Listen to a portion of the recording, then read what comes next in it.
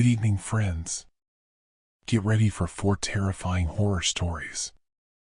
Before we begin, I want to know, where are you listening from and what time is it there? Tell me in the comments. Don't forget to subscribe to the channel and leave a like. We're on a mission to reach 1,000 subscribers. Now, without further delay, turn off the lights, adjust the volume, and let's go straight into the fear.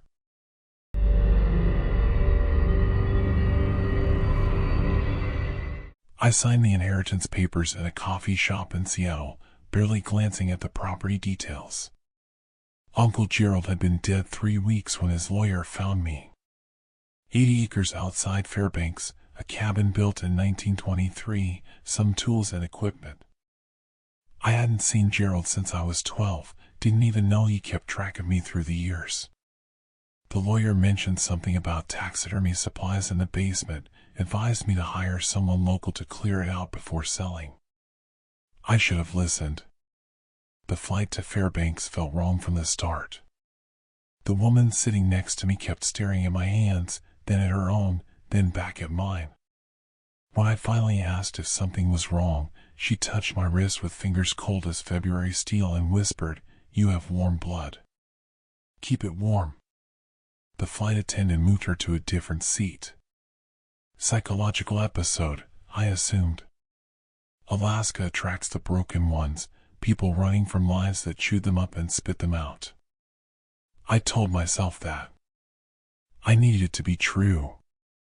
The cabin sat 40 minutes outside Fairbanks proper, down a logging road that hadn't seen maintenance since Clinton's first term. March in Alaska meant the sun still gave you a few decent hours, but the cold had teeth. The kind of cold that makes your lungs ache, that turns your breath into something solid you have to push through.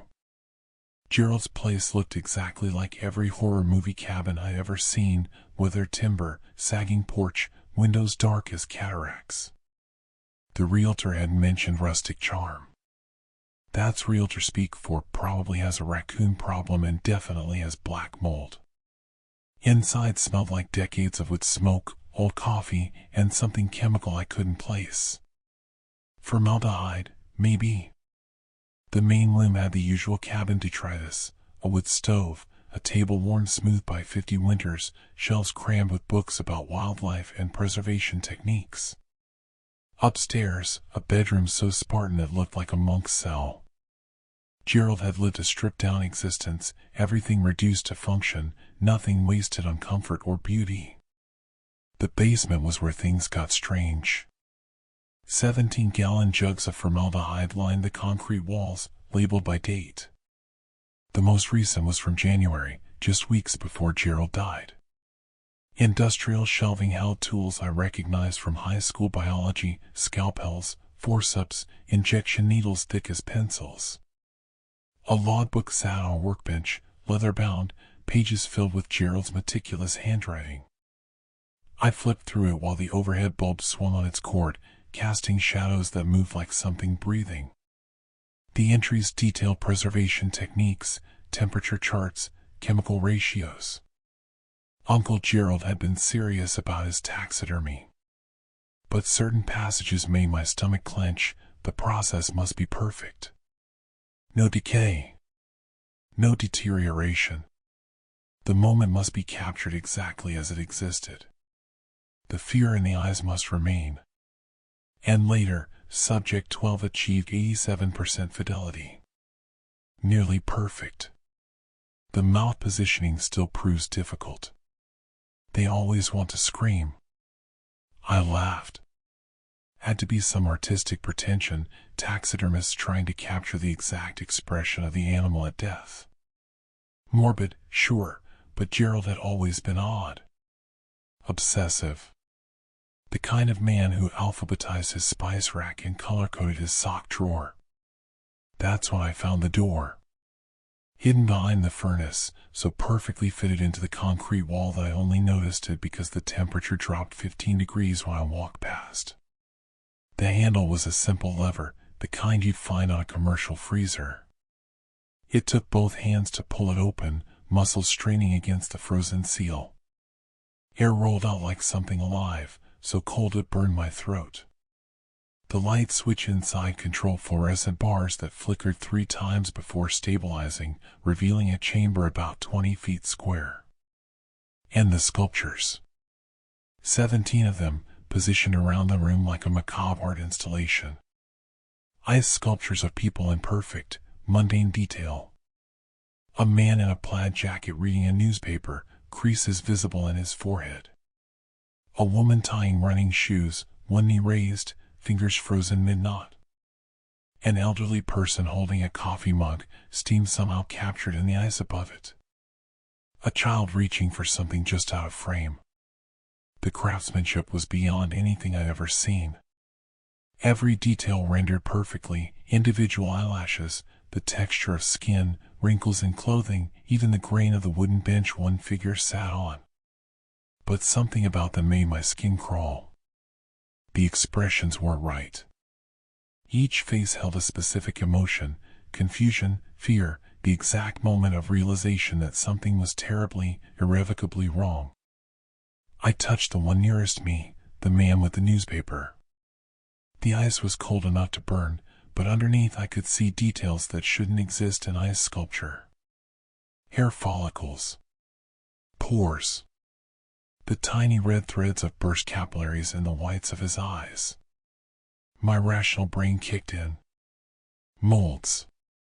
Uncle Gerald must have made incredibly detailed molds of models, then cast them in ice.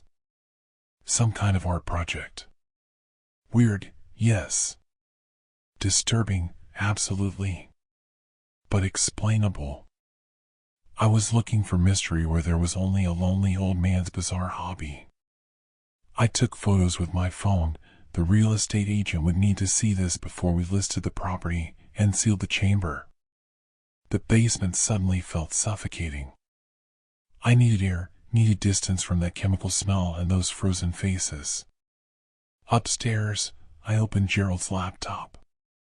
No password. His email was still logged in. I searched for anything about the sculptures, about taxidermy clients, about art shows or exhibitions. Nothing. But I found a folder labeled Subjects with 17 subfolders, numbered 1 through 17. Each contained a single photograph of a person in normal clothes, going about normal life. A man at a bus stop. A woman leaving a grocery store. A teenager walking a dog. Underneath each photo, dates. Not dates of when the photo was taken, but dates spanning weeks. First observation, November 3rd. Pattern established, November 12th. Invitation extended, November 18th. Arrival, November 21st. Process completion, November 22nd. My hands started shaking. I closed the laptop. Paranoia, that's all this was. I hadn't slept well in weeks, work stress had been crushing me, and now I was in a dead relative's creepy cabin finding sinister meaning in an old man's weird filing system. Subjects could mean taxidermy subjects. Animals he'd studied. The photos could be anything, maybe he practiced photographing people before working on animal poses. Artists do reference work. This was reference work. But I couldn't stop myself from searching missing persons Fairbanks, Alaska on my phone. The results came slowly. The cabin's internet was barely faster than dial-up. When the page loaded, my stomach dropped. 7 missing persons cases in the Fairbanks area over the past 2 years. I clicked through them. A tourist from Oregon who disappeared after stopping for gas. A local woman who never returned from her morning jog. A mail carrier who vanished mid-route. I opened Gerald's laptop again, hands trembling so badly I could barely control the trackpad. Subject 4's photo showed a woman in running gear. Subject 11 showed a man in a postal uniform. The resemblance was close, but not exact. Could be coincidence. Different people. I was seeing patterns because humans are wired to see patterns, even when they don't exist. Especially when they don't exist. I called the sheriff's office. Got an answering machine. Left a rambling message about my inheritance, about finding something strange. Could they maybe send someone out to take a look? I sounded crazy even to myself. The sun was setting, that fast Alaskan sunset that drops like a guillotine. I locked every door, checked every window. Made coffee strong enough to strip paint. Told myself I'd wait until morning, then drive straight to town and bring back the authorities. They'd look at Gerald's files, examine the ice sculptures, and explain everything in terms that made sense. Carbon monoxide leak giving me paranoid delusions. Art project taken too far by an eccentric old man. Anything but what my lizard brain was screaming. Around midnight, I heard the water. Not pipes. Not the furnace. The sound of water dripping, slow and steady, coming from the basement. I tried to ignore it. Failed. The sound burrowed into my skull, each drop ticking down the seconds of my unraveling. Finally, I grabbed a flashlight and Gerald's hunting rifle from the closet, unloaded, but the weight felt reassuring, and crept downstairs. The formaldehyde jugs were where I'd left them. Gerald's tools lay undisturbed. But water ran from under the furnace in a steady stream, pooling on the concrete floor. The hidden chamber's door hung ajar. I knew I'd sealed it tight. The lever was down, the gasket compressed. But it stood open now, and freezing air poured out along with the water. I should have run. Should have gotten in my car and driven until Alaska was a nightmare behind me. Instead, I pulled the door wide and stepped inside. The chamber was warm. Not cold. Warm as a summer afternoon, humid as a greenhouse. And empty. 17 spaces where the sculptures had stood, marked only by puddles of water that were already evaporating in the unnatural heat. No ice. No frozen figures. Just wet concrete and the lingering smell of formaldehyde mixed with something else, something organic and rotten. Then I saw the footprints. Wet footprints leading from each puddle toward the chamber door. 17 sets, all different sizes, all barefoot. They tracked through the basement, up the stairs, disappearing where the concrete met wood. Some were large, heavy prints. Others small, delicate. One set showed only 4 toes. My mind shattered and reformed, shattered and reformed. Carbon monoxide. Hallucination. Breakdown. Anything but the truth trying to claw its way into my consciousness. I followed the prints upstairs, rifle clutched in shaking hands. They led through the kitchen, across the living room, to the front door, which stood wide open. The cold rushed in, eager and hungry. I approached the doorway slowly, flashlight beam cutting through the darkness outside. The porch was empty. But in the snow beyond, 17 sets of footprints led away from the cabin in different directions. Some toward the tree line. Others toward the road. One set circled back toward the house, coming up to a window, then retreating. As if something had looked inside, studying, before moving on. I slammed the door, locked it, dragged Gerald's heavy table against it. Checked every window.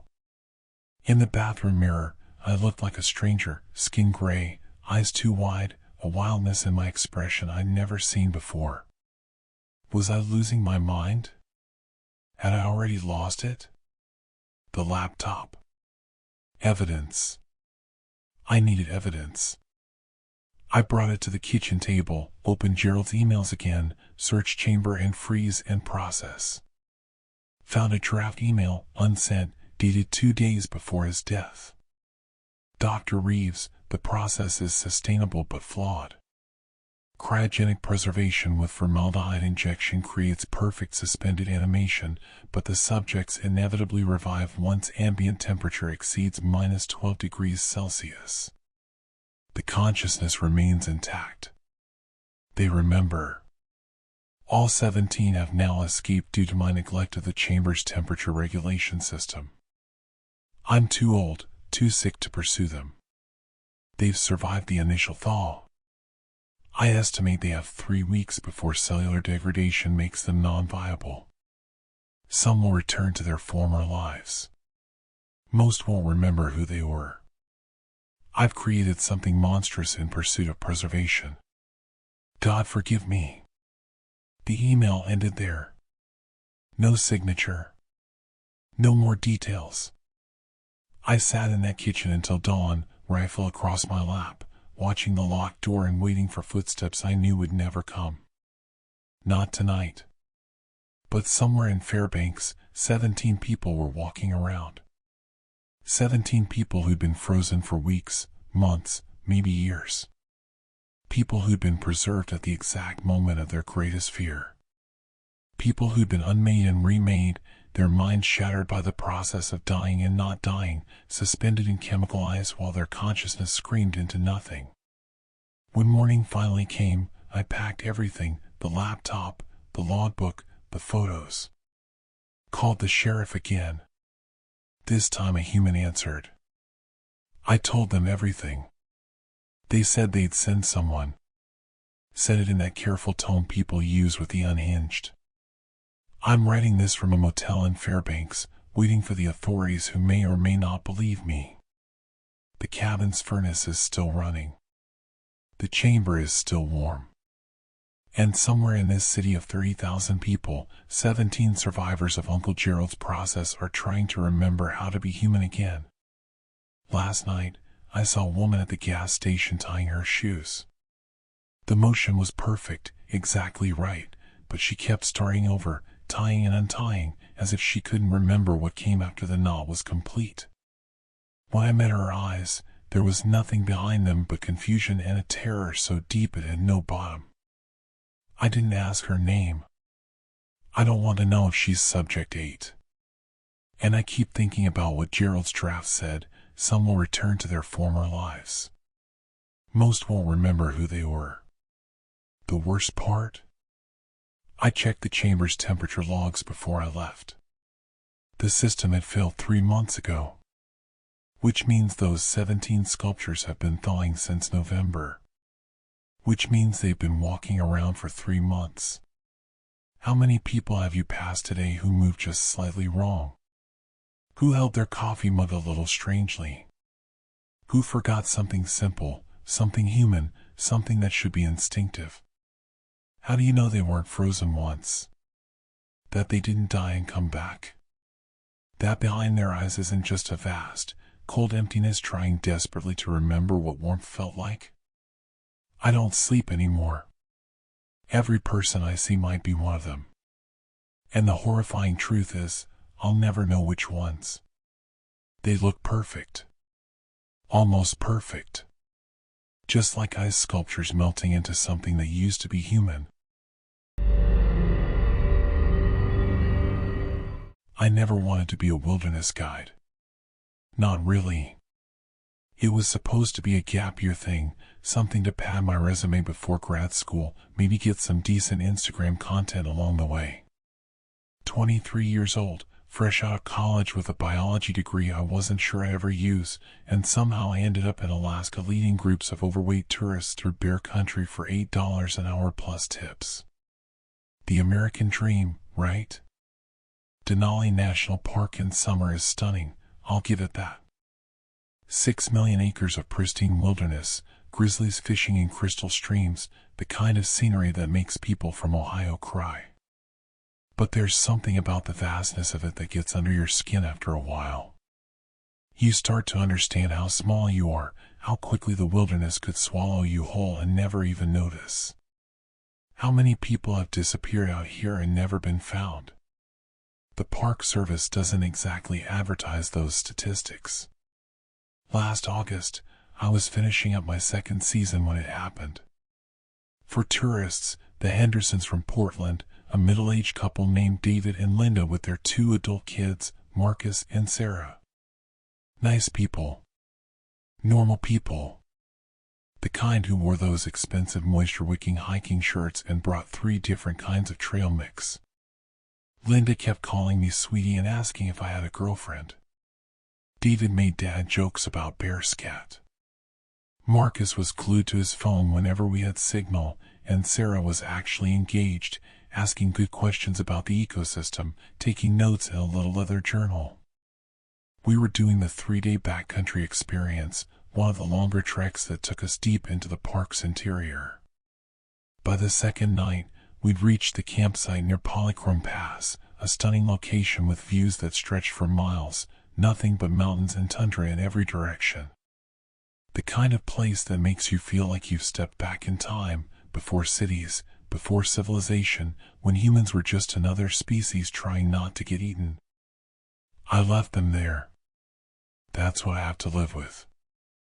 I left them at that campsite, gave them the standard safety briefing about food storage and bear protocol, promised I'd be back the next afternoon to guide them out. It was protocol. Guides didn't camp with groups on that particular route due to permit limitations. I hiked 8 miles back to the ranger station, filed my report, ate a microwave burrito, and slept like the dead. The next day, I arrived at the campsite at 2 p.m. exactly, right on schedule. The first thing I noticed was the silence. No voices, no laughter, no sounds of people packing up gear. Just wind moving through the sparse trees and the distant call of a raven. The second thing I noticed was that everything was still there. 4 tents, perfectly intact, zippers all closed. Backpacks propped against trees. A small camp stove with a pot of what looked like oatmeal, now cold and congealed. Food bags properly hung from the bear cable. But no people. I called their names, my voice echoing across the empty tundra. Nothing. I checked each tent, sleeping bags laid out, personal items scattered around, Linda's reading glasses sitting on top of a paperback thriller. Marcus's phone was in his tent, battery dead. Sarah's journal lay open to a half-finished entry about seeing a golden eagle. Everything suggested they'd just stepped away, maybe to take a group photo or use the designated toilet area. Except they never came back. I radioed it in immediately. Within hours, the park had mobilized a full search and rescue operation. Rangers, helicopters, search dogs, volunteers combing every inch of terrain within a 10-mile radius. I was questioned extensively. Had they seemed disoriented? Sick? Was there any indication of mental distress? Had I seen any bears in the area? No, and no. They were fine. Completely normal. Happy, even. The search lasted 2 weeks. They found nothing. Not a single trace. No tracks leading away from the campsite, no torn clothing, no signs of a struggle, no blood. For adult human beings had simply evaporated into the Alaskan wilderness like morning mist. The case went cold. Officially, it remained open, but I could see it in the rangers' eyes. They'd given up. Probably a bear attack, they theorized, though no one could explain the lack of evidence. Maybe the family had been dragged off one by one while sleeping, though that didn't explain the undisturbed tents. Maybe they'd wandered off together and fallen into a ravine, though cadaver dogs found nothing. Maybe. The word maybe became meaningless. I took a month off. Stayed with my parents in Boise, saw a therapist who specialized in trauma, tried to convince myself it wasn't my fault. The guilt was suffocating, a physical weight pressing down on my chest every morning when I woke up. I'd close my eyes and see Linda's reading glasses, Marcus's dead phone, Sarah's unfinished journal entry. 4 lives, just gone. And I was the last person to see them alive. But I needed the money, and there weren't a lot of job options in Boise for someone whose only marketable skill was not getting eaten by bears. So I came back to Denali for the new season. Different routes, they promised. I wouldn't have to go anywhere near Polychrome Pass. I could handle that. The first group of the season was a breeze, 6 retirees from Florida doing a day hike, mostly just wanting photos with mountains in the background. Easy money. The second group was a corporate team building thing, 12 tech workers from Seattle who complained about the lack of Wi-Fi and spent most of the hike talking about their stock options. Also fine. The third group was when things started to go wrong. It was mid-June, the days stretching long under the midnight sun. 5 hikers from various places, solo travelers who booked the same trek and gotten grouped together. We were doing a 2-day loop through the lower elevations, nowhere near where the Hendersons had disappeared. Safe. Simple. I practically walked this route in my sleep. On the afternoon of the first day, as we approached our designated campsite, I found it. Just sitting there on the trail, partially hidden under some low shrubs, covered in a thin layer of dirt. A camera. A Nikon D3500, the kind of mid-range DSLR that serious hobbyists use. The kind Sarah Henderson had been carrying. My hands shook as I picked it up, my heart hammering against my ribs. It couldn't be. We were miles from Polychrome Pass, in a completely different section of the park. But when I turned it over, I saw the little sticker on the bottom, a cartoon moose with the words Portland Proud. Sarah had pointed it out to me on the first day, laughing about her city's obsessive moose mascot marketing. I made an excuse to the group, told them I needed to make a quick radio check, and walked a short distance away. My fingers fumbled with the camera's controls, but eventually, I got it powered on. The battery was nearly dead, showing 3%, but it was enough. I started scrolling through the photos. The first dozen were exactly what you'd expect, scenic shots of mountains, a few selfies of the Henderson family smiling at the camera, photos of wildflowers and a distant caribou. Normal vacation pictures. But as I scrolled forward, moving through the timeline toward that last night, the photos began to change. There were several shots from inside their campsite, the 4 tents arranged in a semicircle, the food bags hanging from the bare cable, David cooking something on the camp stove. Golden hour lighting, everything peaceful and beautiful. Then some sunset photos, the sky painted in violent shades of orange and pink. Then darkness. The next photos were all taken at night, and they were wrong. The first was a shot from inside a tent, looking out through the mesh window. You could see the campfire's dim glow and the dark shapes of the other tents. Nothing unusual, except for the timestamp, 2:47 a.m. Why would Sarah be taking photos at almost 3 in the morning? The next image showed the same view, same angle. Timestamp, 2:48 a.m. Then another. 2:48 a.m. Another. 2:49 a.m. I felt my stomach drop as I kept scrolling. Photo after photo, taken 1 minute apart, all showing the exact same view from inside the tent. But as I looked closer, I realized something that made my skin crawl. In each successive photo, there were shapes outside the tent. Dark silhouettes, barely visible in the dim firelight.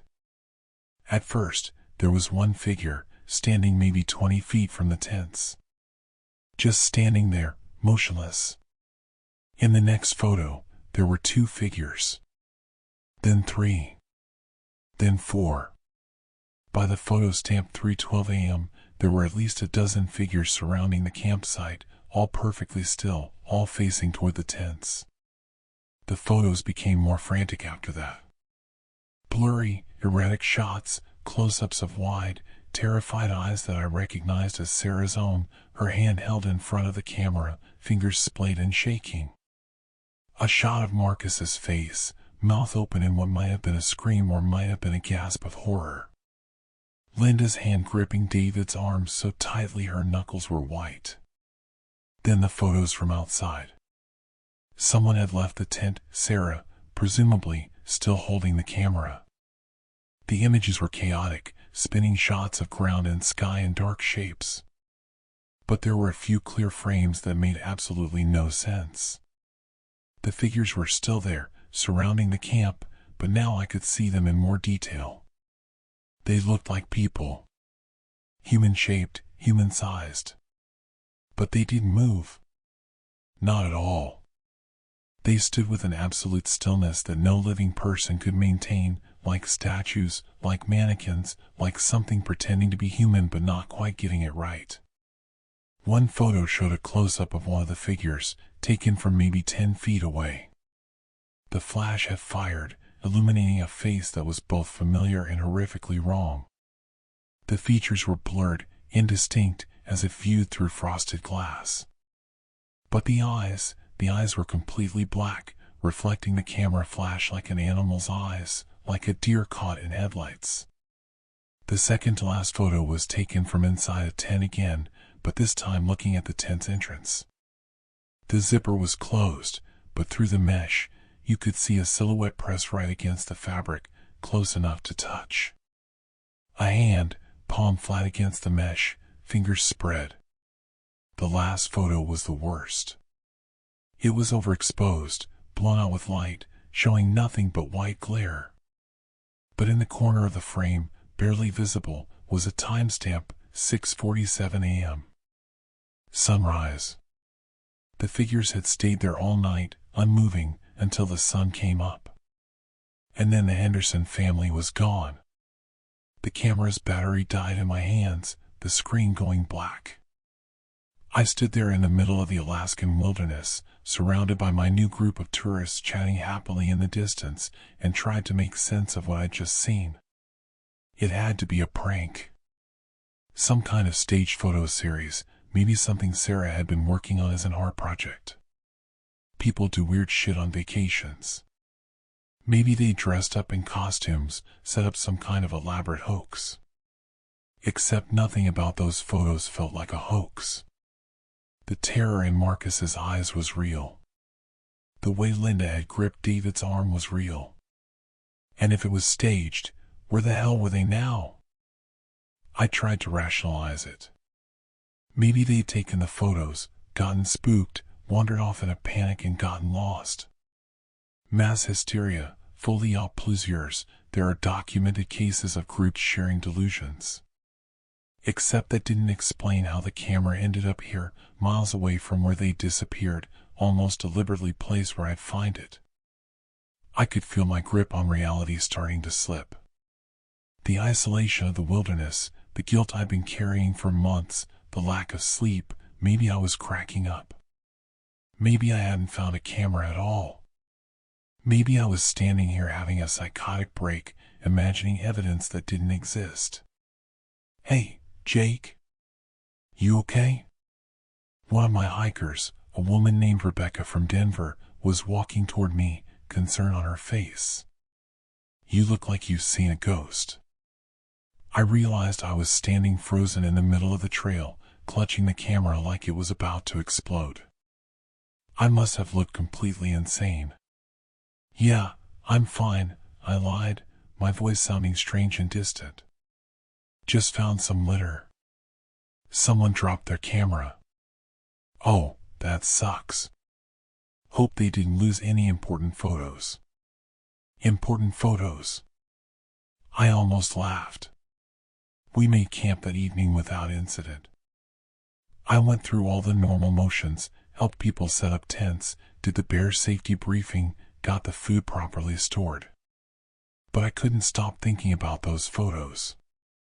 I tucked the camera into my pack, planning to turn it over to the Park Service first thing in the morning. Evidence. It was evidence. It had to mean something. That night, I couldn't sleep. I lay in my tent, listening to the sounds of the Alaska wilderness, wind through trees, the distant calls of birds, the rustle of small animals moving through underbrush. Normal sounds. Safe sounds.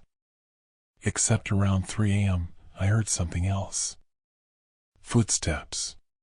Slow, deliberate footsteps circling my tent.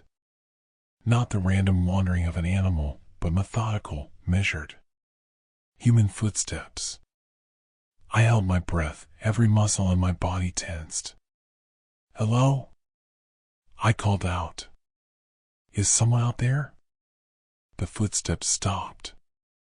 I waited in the suffocating darkness, my heart pounding so hard I thought it might crack my ribs. Minutes passed. Nothing. Just silence. Then I heard it, a soft sound, barely audible. The slow rasp of fabric against fabric. Something was pressing against the side of my tent, running along the nylon wall, tracing the perimeter. I grabbed my flashlight with shaking hands and turned it on, shining the beam at the wall of the tent. The light illuminated the fabric from inside, and I could see it, a silhouette, a human-shaped shadow pressing against the tent wall from outside, hands splayed flat against the nylon. Exactly like the photo. Exactly like Sarah Henderson's last photo. "Get away from my tent!" I shouted, my voice cracking. "I have bear spray. I'll fuck you up." The shadow pulled back. The footsteps resumed, moving away from my tent, and I heard them approach one of the other tents. I heard Rebecca gasp, a sharp intake of breath. I unzipped my tent and scrambled out, flashlight in one hand, bear spray in the other. The beam of light swept across our campsite, illuminating tents and trees and empty air. There was nothing there. No one. No animals, no people, no figures standing in the darkness. Just me, standing in the middle of the campsite in my underwear and hiking boots, hyperventilating.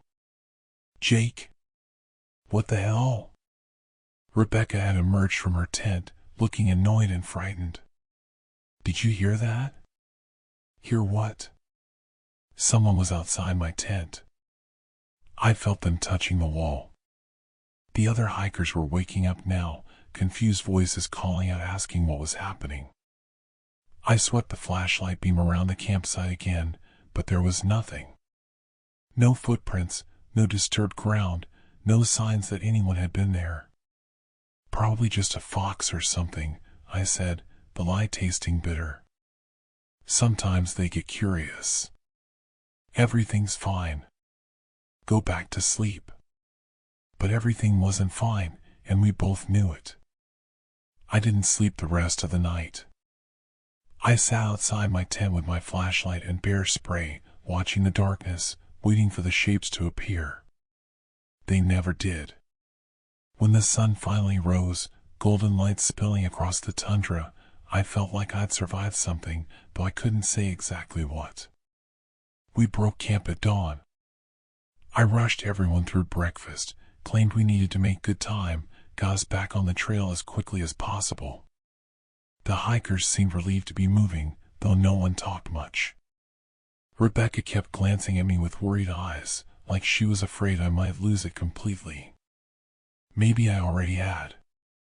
When we got back to the ranger station that afternoon, I went straight to the head ranger, a gruff man named Tom who'd been working at Denali for 25 years. I showed him the camera, told him where I'd found it. He turned it over in his hands, looking at the sticker, and his face went pale. "Jesus Christ," he muttered. "The Henderson camera. Where exactly did you find this?" I told him. He marked it on map, shaking his head. "That's 8 miles from their campsite. There's no way it could have gotten there naturally. Someone had to carry it there." "Can you look at the photos?" I asked. "There's something on there. Something wrong." Tom took the camera, promised he'd charge it up and review the images, file a proper report. He told me to take a few days off, said I looked exhausted. He wasn't wrong. But that was 3 days ago, and I haven't heard back from him. I've called the station 4 times, left messages. Nothing. And here's the thing that's keeping me awake at night, the thing that makes me think I might actually be losing my mind. Yesterday, I was going through my own photos on my phone, random shots from the past few months. And I found something I don't remember taking. A photo from inside my tent, looking out through the mesh window. Timestamp, 3:14 a.m. The night after I found the camera. In the photo, there are 4 figures standing outside my tent, perfectly still, perfectly silent. 4 human shapes in the darkness. And I swear to God, one of them looks like Sarah Henderson. I've been staring at this photo for hours, zooming in, trying to convince myself it's a trick of the light, a glitch, anything except what it appears to be. But the more I look, the more certain I become. That's her face, or something wearing her face, staring at my tent in the middle of the night. I don't know what's happening. I don't know if I'm experiencing some kind of trauma-induced hallucination, if there's a rational explanation for all of this that my exhausted brain just can't grasp. Maybe the isolation is making me paranoid. Maybe the guilt is manifesting as delusions. Maybe I need to check myself into a psychiatric facility and get my head straightened out. But I keep thinking about those last photos on Sarah's camera. The figures standing motionless until dawn. The hand pressed against the tent. The blown-out white of sunrise, and then nothing. What happened to them in that moment between darkness and light? Where did they go? And why do I have this sinking, horrible feeling that I'm about to find out? Tonight I'm camping alone, 15 miles from the nearest ranger station. It's part of my job, scouting a new trail route for next season. My tent is set up, my food is stored, my bear spray is within reach. Everything is exactly as it should be. Except it's 2:47 a.m. right now, and I can hear footsteps outside my tent. Slow, deliberate, methodical. Circling. Always circling. I'm writing this on my phone, documenting everything, because if something happens to me, maybe someone will find this and understand. Maybe it will help explain why another person disappeared into the Alaskan wilderness without a trace. The footsteps have stopped. There's something pressing against the wall of my tent now. I can see the shadow through the nylon, a human-shaped silhouette, a hand spread flat against the fabric. I'm going to count to 3, then turn on my flashlight and look outside. If you're reading this, then I didn't make it back. But maybe that's okay. Maybe that's always how this was going to end. Maybe from the moment I left the Hendersons at the campsite, my fate was sealed. Maybe we're all just circling in the dark, waiting for something to press its hand against the fabric and invite us out into the endless Alaskan night. 1, 2, 3. I've been a flight attendant for Alaska Airlines for 12 years, 3 months, and 16 days. I know that number exactly because yesterday I counted every shift, trying to convince myself that what happened on Flight 447 was fatigue, stress, maybe early onset dementia at 34. Anything except what my gut keeps screaming at me in the dead of night when I can't sleep, when I keep seeing that empty seat that wasn't empty. The Anchorage to Juneau route is milk run simple. 90 minutes of beverage service, smile at the tourists taking photos of glaciers, help someone with the overhead bin. I could do it with my eyes closed, have done it half asleep through hangovers and breakups and my father's funeral. It's mechanical. Safe. The kind of routine that lets your mind drift while your body goes through the practice motions. Flight 447 departed at 6:47 p.m., 17 minutes late because of de-icing. March in Alaska means you spray the wings twice and pray. 147 passengers, I counted them myself during boarding, clicking the manual counter in my pocket like I always do. Company policy says trust the manifest, but I count anyway. Old habit from my first year when a passenger had a heart attack and we needed an accurate head count for the ambulance crew. The flight started normal. Too normal, maybe, the kind of unremarkable that makes you grateful for the monotony. I pushed the beverage cart down the aisle, my smile automatic, asking coffee or water or tomato juice like a rosary I'd memorized. The man in 12B wanted extra ice. The woman in 18F asked if we had any gluten-free snacks. Standard. Forgettable. The kind of interactions that dissolve the moment they're over. Then the passenger in 23C handed me a note. He was maybe 60, silver hair, wearing a University of Washington hoodie, the kind of generic middle-aged tourist you see 1,000 times a season. His hand shook when he passed me the folded napkin. I almost didn't take it, thought maybe he was trying to slip me his number like the occasional creep does, but something in his eyes made me pause. Fear. Deep, animal fear that made his pupils huge despite the cabin lights. I unfolded it while standing in the galley. Block letters, written with a pen pressed so hard it tore through the napkin in places. We are not alone here. My first instinct was to roll my eyes. 12 years in this job, you develop a thick skin for the drunk, the high, the mentally unstable, and the assholes who think they're funny. I was ready to ignore it, maybe alert the captain if the guy seemed like a problem. But then the woman in 18F, the one who'd asked about gluten-free snacks, appeared beside me, holding out her own napkin. Same message. Same handwriting, though I knew she'd never spoken to the man in 23C. I'd watched the boarding process. They weren't together. Different parties, different seats, different parts of the plane. Did someone put you up to this? I asked, trying to keep my voice light, professional. She stared at me like I'd spoken a foreign language, then walked back to her seat without a word. I noticed her hands were shaking too. The third note came from 7A.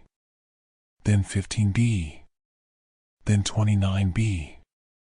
By the time we hit cruising altitude, I'd collected 11 identical notes from passengers scattered throughout the cabin.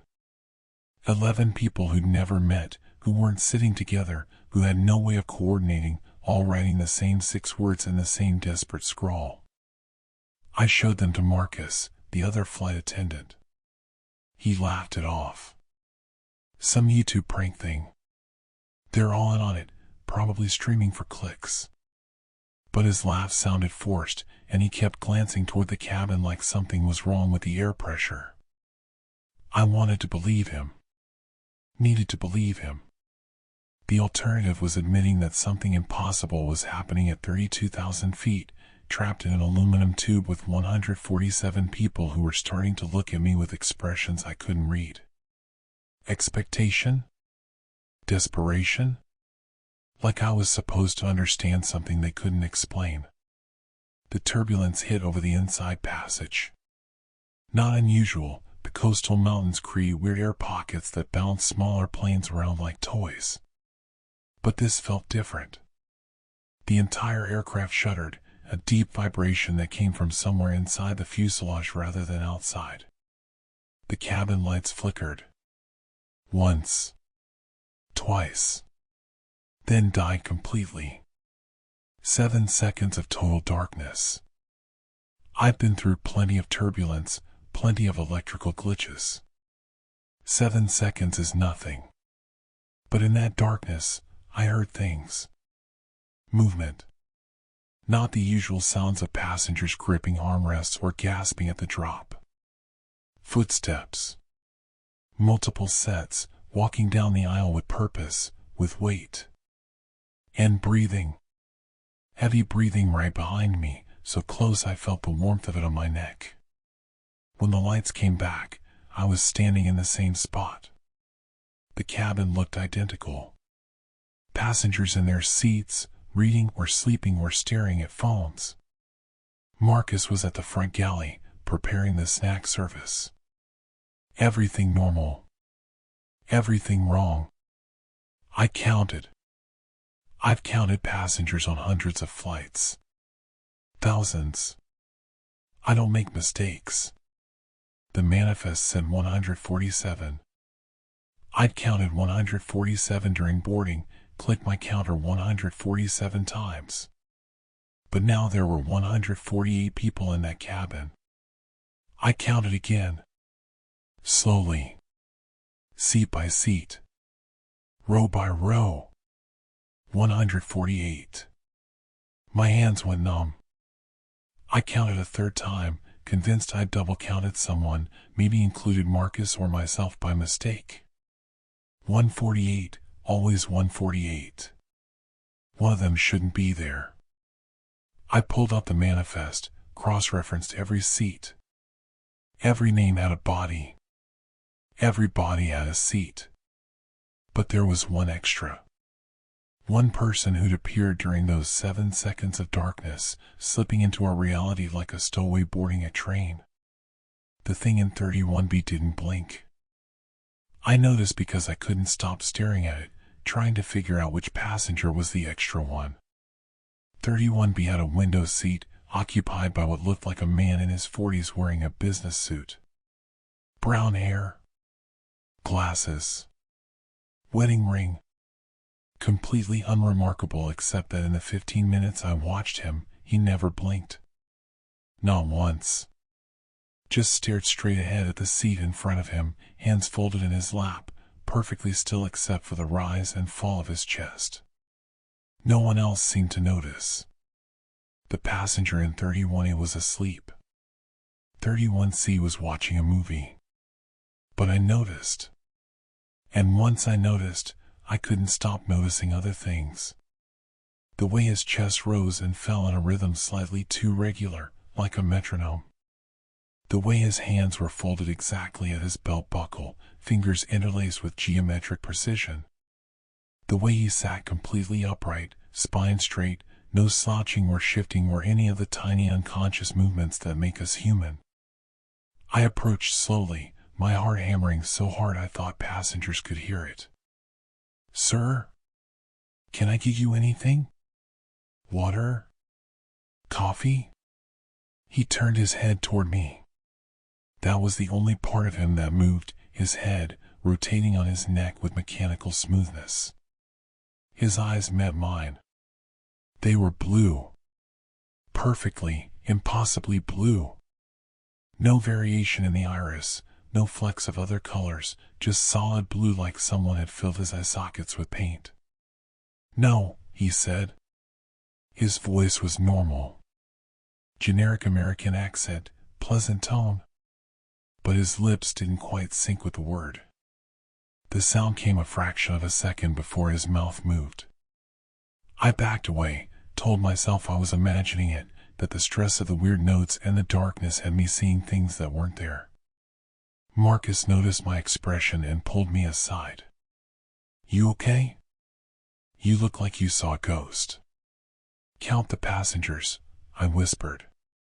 He frowned but did it, making a show of walking through the cabin with the beverage cart. When he came back, his face was pale.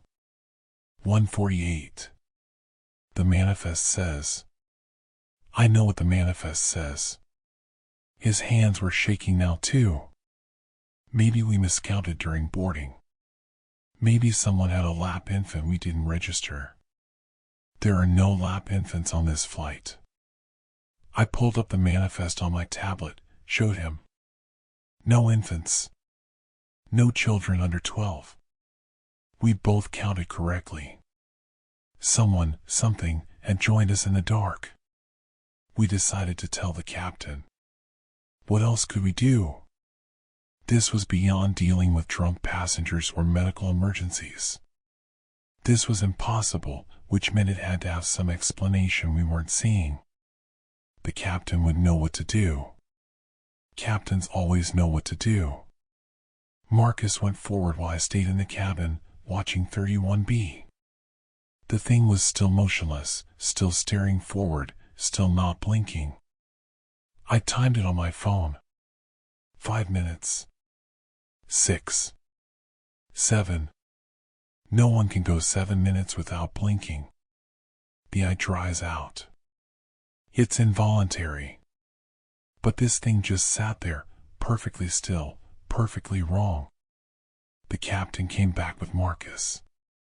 Captain Torres, 23 years with Alaska, the kind of unflappable professional who could land a plane in a hurricane without breaking a sweat.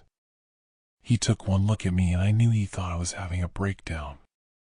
That expression, concern mixed with pity mixed with the calculation of whether I was a liability. "Show me," he said quietly. We counted together. The captain, Marcus, and me, going seat by seat. When we finished, Captain Torres was silent for a long moment. Then he pulled out his phone, checked the passenger manifest, cross-referenced it with the head count. 148. "There has to be an explanation," he said, but his voice had lost its certainty. "Someone boarded without scanning their ticket. Someone in the bathroom during the count. Something. Look at 31B, I whispered. He looked. Watched for 30 seconds. His jaw tightened. He's not blinking. He hasn't blinked since the lights came back on. People blink. It's autonomic. He has to blink. But the thing in 31B didn't blink. Just sat there with those painted blue eyes, staring at nothing, hands folded, chest rising and falling in perfect mechanical rhythm. Captain Torres approached him. "Excuse me, sir. Can I see your boarding pass?" The thing's head rotated again, that smooth mechanical motion. It looked at the captain. Smiled. Perfectly white teeth, perfectly even. "I don't have it anymore." "That's fine. Can you tell me your name?" The smile didn't change. "I don't remember." "Your seat number?" 31B. The answer came instantly, like it had been programmed. "Where are you traveling from?" The smile faltered. For just a second, the thing's expression flickered, confusion, maybe, or something approximating confusion. I don't remember that either." Captain Torres looked at me, then at Marcus. I could see him trying to rationalize it. Medical issue. Amnesia. Drug reaction. Anything that fit into the world we knew. But I could also see the fear creeping into his eyes because some part of him, the part that keeps you alive when systems fail at 32,000 feet, knew this was something else. "Sir, I'm going to need you to come with me to the front of the aircraft." "Why?"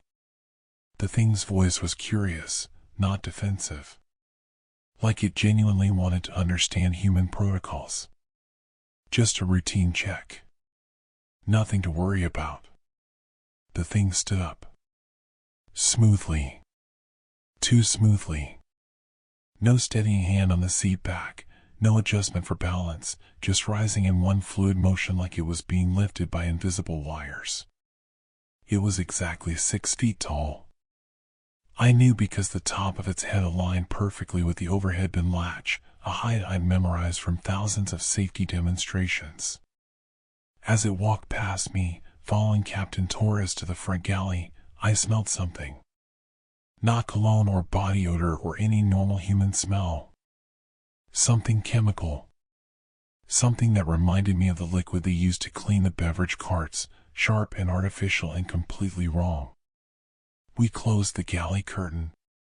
The 4 of us, the captain, Marcus, me, and the thing from 31B, stood in that tiny space meant for heating up pretzels and mixing drinks. The thing looked at each of us with those painted blue eyes, still smiling its perfect smile. "What are you?" I asked. The words came out before I could stop them. The thing tilted its head. "I'm a passenger. You weren't on the manifest." "I must have been. I'm here."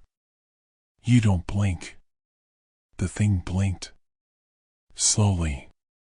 Deliberately. Its eyelids closed and opened with mechanical precision, like windshield wipers. "I blink. Just a routine check. Nothing to worry about." The thing stood up.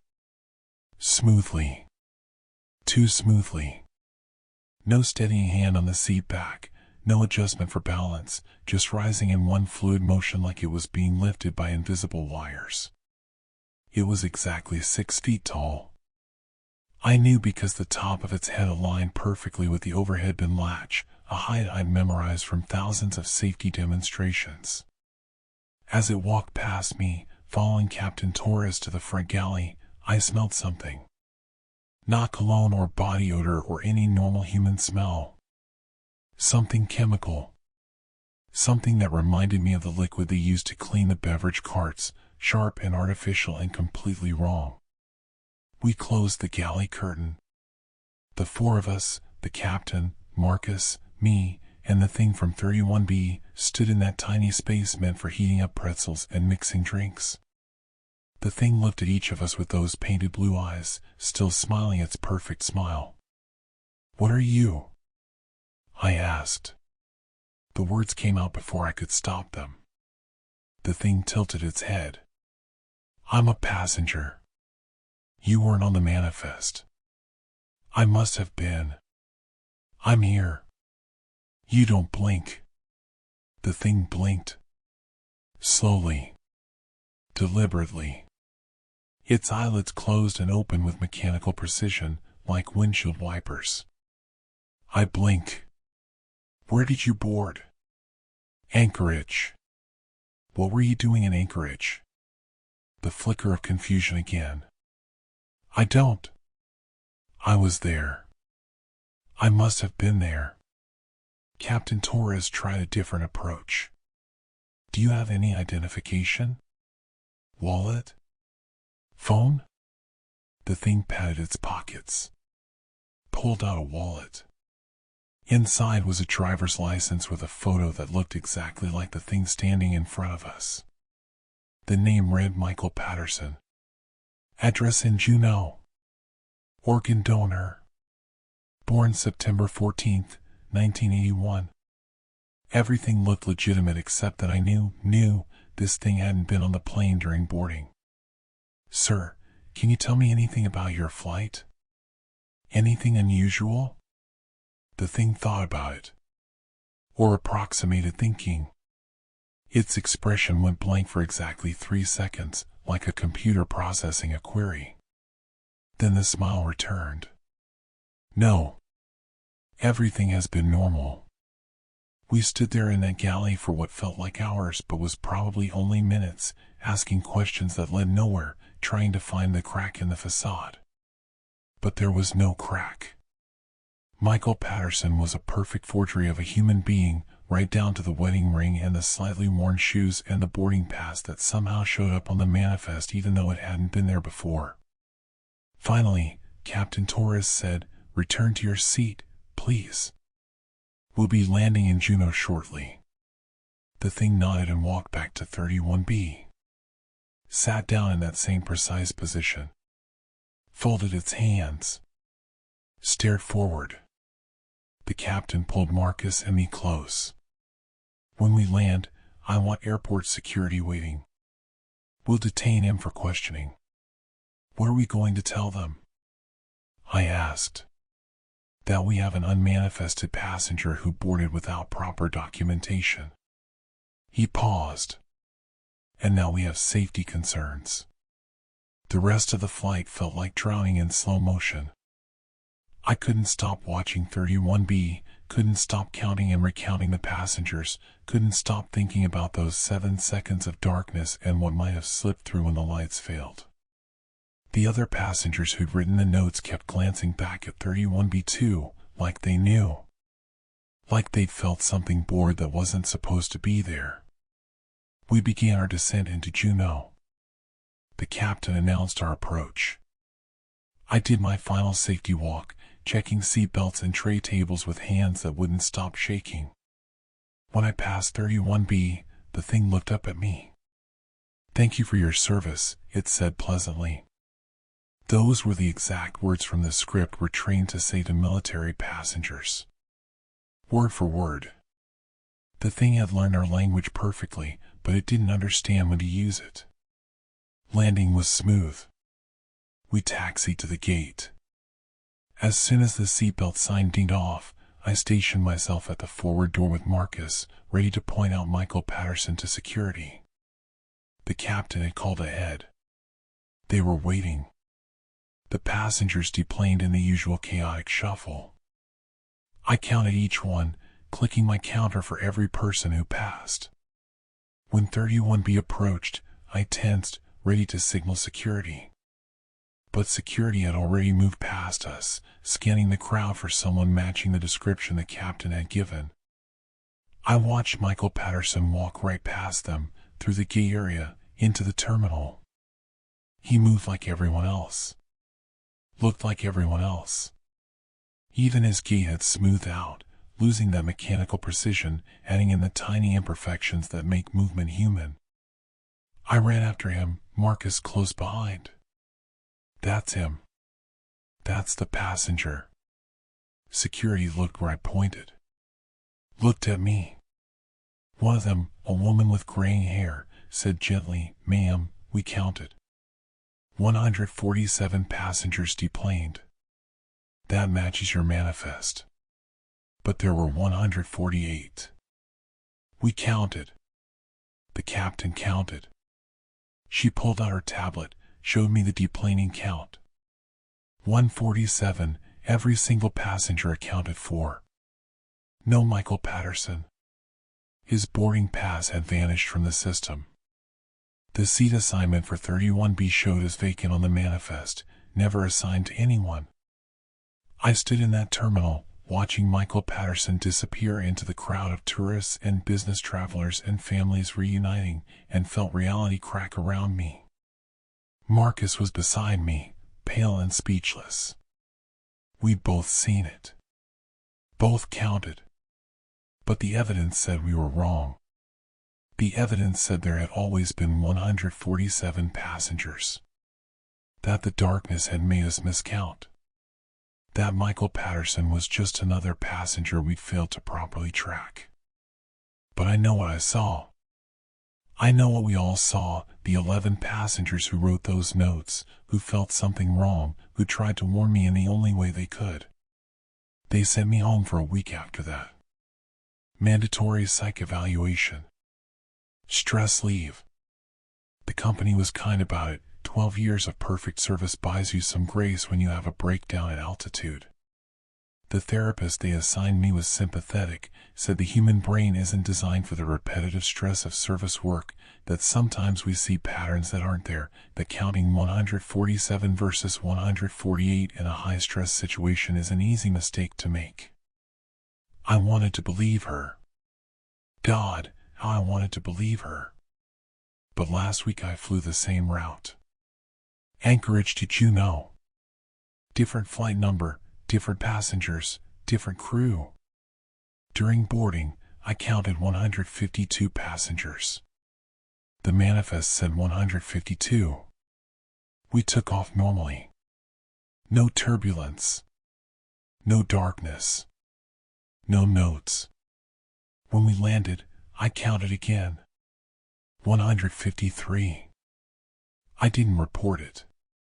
Didn't tell anyone. Just counted 3 times to make sure, then went through the motions of deplaning, smiling and thanking passengers for flying with us. At the gate, I watched them dissolve into the terminal crowd, and I couldn't tell you which one was the extra. They all looked human. They all moved right. They all belonged. That's the part that keeps me awake now. Not that something impossible happened, but that it's still happening. That somewhere in the network of flights crisscrossing the country every day, passengers are boarding who weren't there before. Slipping through during moments of turbulence, during darkness, during the 7 seconds when no one's looking and everyone's eyes are closed. How many are there now? How many Michael Pattersons walking through airports, boarding planes, arriving in cities they've never been to with backstories that don't exist and memories that haven't happened yet? How many times have you sat next to someone on a flight who seemed just slightly off? Who didn't blink quite right? Who smiled too perfectly? Who spoke like they'd learned language from a manual rather than growing up with it? I'm writing this from 32,000 feet. The current flight has 186 passengers. I counted during boarding. I'll count again when we land. And if the number is different, I don't know what I'll do anymore. Because no one believes me. Because the evidence always says I'm wrong. Because reality closes ranks around these things, absorbing them into the pattern, making them belong. But I'll keep counting. Because someone has to. Because if I stop, if I let myself believe the manifests and the security footage and the therapists telling me I'm just tired, just stressed, just human, then I'll never notice when the count goes up again. The passenger in 31B on this flight hasn't blinked in 45 minutes. I'm going to ask them their name. I moved to Alaska to disappear. That's what you do when your marriage falls apart, when your career implodes, when your therapist suggests a radical change of environment as a last-ditch effort before committing you somewhere with padded walls. So I packed everything I owned into a U-Haul, drove 4,000 miles north, and rented a tiny house on the outskirts of Nome for $800 a month, the kind of price that immediately tells you something's wrong with the place, but I was too broken to care. The house was a glorified shack, really. 1,200 square feet of warped floorboards and single-pane windows that rattled in the wind. The heating system was ancient, a rumbling beast in the basement that sounded like it was digesting rocks. But it was mine, or at least mine for the duration of the lease, and it was far enough from everything that had destroyed me in Seattle that I could pretend to be someone new. The isolation was the selling point. My nearest neighbor was half a mile away, visible only as a dark smudge of a house across the tundra. The real estate agent, a weathered woman named Cheryl who'd lived in Alaska for 30 years, had mentioned him in passing. Old guy, lives alone, keeps to himself mostly. Name's Earl. Good neighbor, won't bother you none. That sounded perfect. I didn't want to be bothered. I didn't want to explain why a 34-year-old accountant had suddenly abandoned his entire life to move to one of the most remote places in America.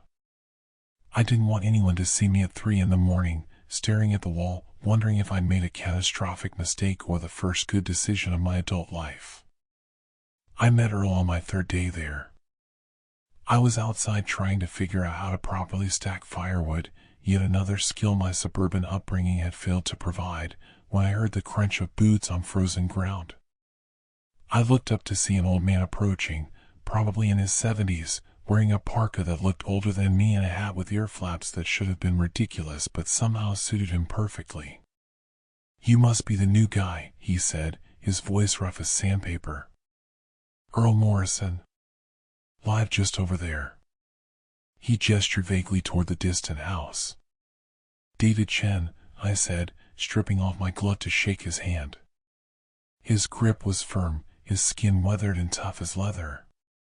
"Still figuring things out. Can see that. You're stacking that all wrong. Bark side down, or it'll rot." He didn't say it meanly, just matter of fact, and then he proceeded to show me the proper technique, his gnarled hands moving with practiced efficiency. We talked for maybe 20 minutes. He asked the polite questions, where I was from, what brought me here, and seemed satisfied with my vague answers about needing a change and wanting to write, a lie, but a convenient one. He warned me about the storms that would come in winter, told me which stores in town had the best prices, mentioned that if I ever needed anything, I shouldn't hesitate to walk over. Then, as he was leaving, he stopped and turned back. His face had gone serious, the weathered lines deepening. "One thing," he said. "If you see me outside during a blizzard, don't open your door. Don't let me in, no matter what I say, no matter how much I'm begging. You understand?"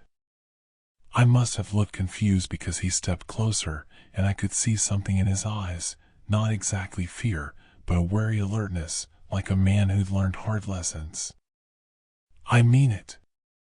If you see someone who looks like me out there in a storm, knocking on your door, screaming that he's freezing to death, you keep that door locked. You hear me?" Yeah, okay, I managed. "But why?" "Just promise me." "I promise." He nodded, satisfied, and walked away across the tundra toward his house. I watched him go, trying to decide if I'd just met an eccentric old man with some odd superstition or if I'd made a terrible mistake moving out here. The rational part of my brain leaned toward eccentric. The part that had been fraying at the edges for the past 6 months wasn't so sure. Life settled into a strange rhythm. I'd wake up late, make coffee, stare at my laptop pretending to work on the novel I wasn't actually writing. I'd chop wood, organize the house, take long walks across the frozen landscape trying to outrun the thoughts that chased me. At night, I'd drink cheap whiskey and watch the northern lights paint the sky in shades of green and purple, wondering if beauty could fix whatever was broken inside me. Earl checked in on me once a week or so. He'd bring firewood or frozen salmon he'd caught, teach me things about surviving an Alaska winter. How to identify frostbite before it became serious. Which direction the worst storms came from. How to tell if the ice was thick enough to walk on. He never mentioned the weird warning again, and I didn't bring it up. It became just another quirk of my strange new life. The first real storm hit in November, 2 months after I'd arrived. The Weather Service had been warning about it for days, a massive system moving in from the Bering Sea, winds up to 70 miles per hour, wind chill that could kill an exposed person in minutes. The town's emergency management sent out alerts telling everyone to stock up on supplies and stay inside. I prepared like Earl had taught me. Extra firewood stacked by the door, water jugs filled in case the pipes froze, flashlights with fresh batteries, enough canned food to last a week. When the storm hit around 6 p.m., it hit like a freight train. The wind screamed around the house, rattling the windows so violently I thought they might shatter. Snow came down so thick I couldn't see 10 feet beyond my porch. By midnight, the power was out. I sat in the living room wrapped in blankets, watching the fire in the wood stove, listening to the apocalyptic howl of wind. This was the kind of storm that made you understand why ancient people believed in angry gods. The sheer violence of it was almost incomprehensible. That's when I heard the knocking. At first, I thought it was just debris hitting the house, a branch, maybe, or something torn loose by the wind. But then it came again, rhythmic and deliberate. 3 sharp knocks. A pause. 3 more knocks. Someone was at my door. I approached slowly, my heart hammering. Through the small window in the door, I could barely see anything through the driving snow, just a dark shape on my porch. The shape moved, and suddenly a face pressed against the glass. Earl. His face was blue-white with cold, ice crusted in his beard, his eyes wide and terrified. His mouth moved, and even through the wind, I could hear him screaming. "Let me in. Please, David, I'm freezing. Open the door." My hand reached for the deadbolt automatically. Of course I had to let him in. He'd die out there. He was an old man, and he was going to freeze to death on my porch if I didn't. And then I remembered. His warning. His specific, deliberate warning. If you see me outside during a blizzard, don't open your door. But this was insane. He was right there, dying, and I was going to let him freeze because of some cryptic warning that probably meant nothing? What if he'd been confused, senile, making up stories? What if this was just Earl, actually freezing, actually needing help, and I was about to let him die because I'd taken the ravings of an old man too seriously? "Please," he screamed, his voice raw. "David, please. I can't feel my hands. I need help." I stood frozen, my hand on the deadbolt, paralyzed by indecision. Every instinct in my body screamed at me to open the door. You don't let people die. You don't leave an old man to freeze on your porch. That's not something you can come back from. But I promised. "Earl, my voice cracked. I'm sorry. You told me not to. You said if I saw you in a storm, I shouldn't open the door. The face in the window changed. The fear melted away, replaced by something else. Something cold and calculating that made my blood freeze. That's right, the thing that looked like Earl said, its voice suddenly different, flatter. You remembered. The knocking stopped.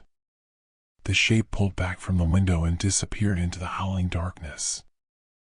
I stood there shaking, my hand still on the deadbolt, trying to process what had just happened. Had that been Earl? Had it not been Earl? Was I losing my mind? Maybe the isolation was getting to me faster than I thought. Maybe I was having some kind of psychotic break, hallucinating threats where there were none, leaving an old man to die because my damaged brain had invented some supernatural explanation for a simple warning about dementia or sleepwalking. I didn't sleep that night.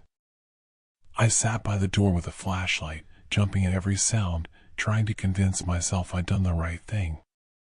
The storm raged until dawn, and when the sun finally rose, pale and weak through the thinning snow, I pulled on every layer I owned and walked over to Earl's house. The trek across the tundra felt like walking through a nightmare. Snow had drifted waist-deep in places. The wind had died down but still bit through my clothing with vicious intensity. My mind spun with horrible possibilities. I'd find Earl frozen to death inside his house. Or I'd find him outside, where he died trying to reach my door for help while I cowered inside. Or I'd find nothing at all, just an empty house, and I'd have to live with never knowing if I'd killed someone through my paranoid refusal to help. When I finally reached his house, my legs burning from the effort of wading through snow, I found Earl in his kitchen, alive and well, sitting at the table drinking coffee. The relief that flooded through me was so intense I nearly collapsed.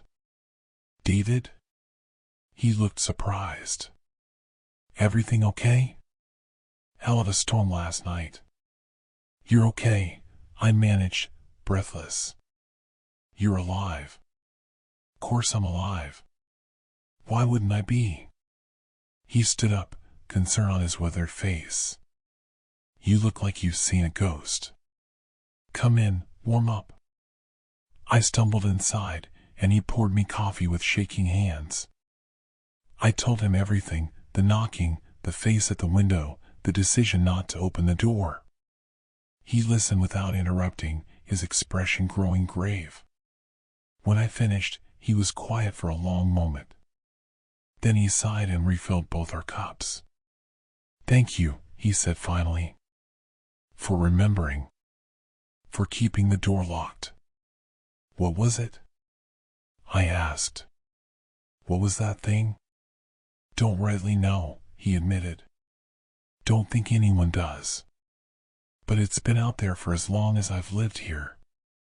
Maybe longer. It comes during the storms, takes the shape of people, tries to get inside. Had 6 neighbors over the 40 years I've been here.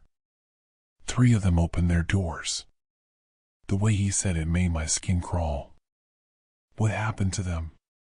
They disappeared. Not right away, that's the thing that makes it so horrible. They'd seem fine for a few days, maybe a week. Then one night, they'd walk out into a storm and never come back. And after that, he trailed off, staring into his coffee like he could see something in its dark surface. After that what? After that, their faces would show up at my window. During the next storm, and the next, and the next. Always begging to be let in. I felt like the floor had dropped out from under me. You're telling me that was one of your dead neighbors last night? Could have been. Or could have been something older, just borrowing shapes. I stopped trying to figure it out years ago. What matters is the rules. Don't open the door during a storm, no matter what you see, no matter what you hear. That's the only rule that keeps you alive out here. I wanted to argue. I wanted to tell him this was insane, that there had to be a rational explanation, carbon monoxide poisoning causing hallucinations, or some kind of shared delusion brought on by isolation, or maybe we were both just losing our minds in the Arctic darkness. But I'd seen that face change. I'd watched the fear melt into something inhuman and calculating. How do you live with this? I asked. Earl shrugged. Same way you live with anything. You adapt. You follow the rules. You don't think about it too much, or you'll go crazy. He looked at me with something like pity. You're already wondering if you're going crazy, aren't you? If this is real, or if you're having some kind of breakdown. I nodded, unable to speak. That's normal. That's the worst part, actually, the doubt. Not knowing if you can trust your own mind. But here's what I know. I'm real. You're real. This coffee is real. And something comes during the storms that isn't real, not in any way that makes sense. You can choose to believe it or not, but either way, keep that door locked. I walked back to my house in a daze. The sun was fully up now, the storm's aftermath glittering under pale blue sky. Everything looked normal, peaceful, beautiful even. But I couldn't shake the feeling that I'd crossed some invisible threshold, that I'd learned something about the world I could never unlearn. The weeks passed. I told myself I was fine. I threw myself into the routine of survival, chopping wood, maintaining the house, making trips into town for supplies. I even started actually writing, channeling my anxiety into pages of prose that would probably never see publication but at least gave me something to do besides obsess. But at night, I'd lie awake listening to the wind, wondering if every creak and groan was something at the door. I'd check the locks compulsively, sometimes a dozen times before bed. I started keeping a baseball bat by the door, which was stupid because what good would a baseball bat do against something that could steal faces? Another storm came in December. Smaller than the first one, but still vicious. And again, around midnight, I heard the knocking. This time, when I looked through the window, I saw my ex-wife. Rachel stood on my porch, her dark hair plastered to her face with snow, wearing the blue winter coat I bought her for our second anniversary.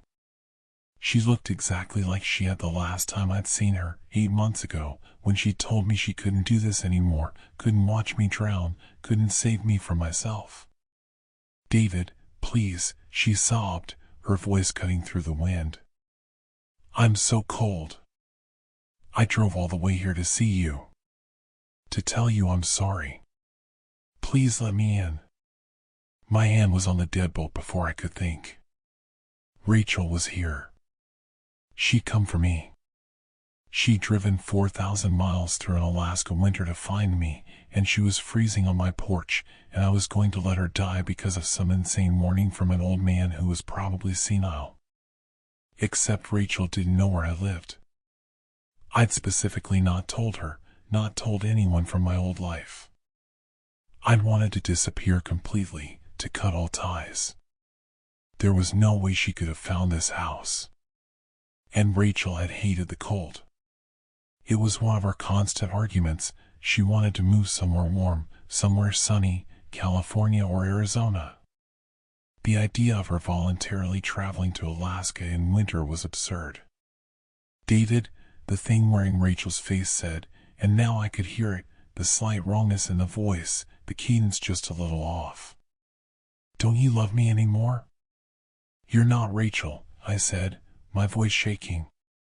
The face smiled, and the smile was too wide, too knowing. Are you sure? Maybe I am Rachel. Maybe I drove here to save you. Maybe I'm freezing to death while you have a paranoid delusion. How would you know the difference, David? How can you trust your own mind after everything you've been through? It was the cruelest thing it could have said because it was exactly what I'd been asking myself for months. How did I know what was real anymore? My life had fallen apart because I couldn't tell the difference between justified anxiety and paranoid catastrophizing. My therapist had prescribed medication after medication, each one making things worse. I'd lost my job because I couldn't focus, lost my marriage because I'd become impossible to live with, and now I was in Alaska having a conversation with something pretending to be my ex-wife while questioning whether I was the one who was real. "Go away," I whispered. "Let me in, David. Let me in, and I'll make everything okay again. We can fix this. We can fix you. Go away." The smile widened further, stretching the face into something that could never be human. "We'll be back. We always come back. And one night, you'll be lonely enough, or scared enough, or crazy enough, and you'll open the door." They all do eventually. It disappeared into the storm, and I collapsed against the door, sobbing. Not because I'd been scared, though I had been, but because for one terrible moment, I'd wanted to believe it. I'd wanted to believe Rachel had come back for me, that I could be saved, that there was some way to undo all the damage I'd done to my life. The thing knew. It knew exactly what to offer, exactly what wound to press on. I called Earl the next morning. He walked over and found me sitting in my kitchen, unshaven, eyes red from crying and lack of sleep. He didn't ask what happened. He just made coffee and sat with me while I pulled myself back together. "My ex-wife," I said finally. It looked like my ex-wife. Earl nodded. "Yeah. They do that. They look like the person you most want to see, or most need to see, or most fear seeing. They're smart. They know how to hurt you. How many times have you seen your own face out there?" I asked. He didn't answer right away. When he did, his voice was soft. "Every storm for the last 40 years. At least once. Sometimes more. Jesus Christ." "You get used to it," he said, though his eyes suggested otherwise. "Or you don't, and you leave. Most people leave. Why do you stay?" He shrugged. "Where else would I go? I've got a life here. A house. This is home, even with the complications. You learn to live with it. You follow the rules, and you survive."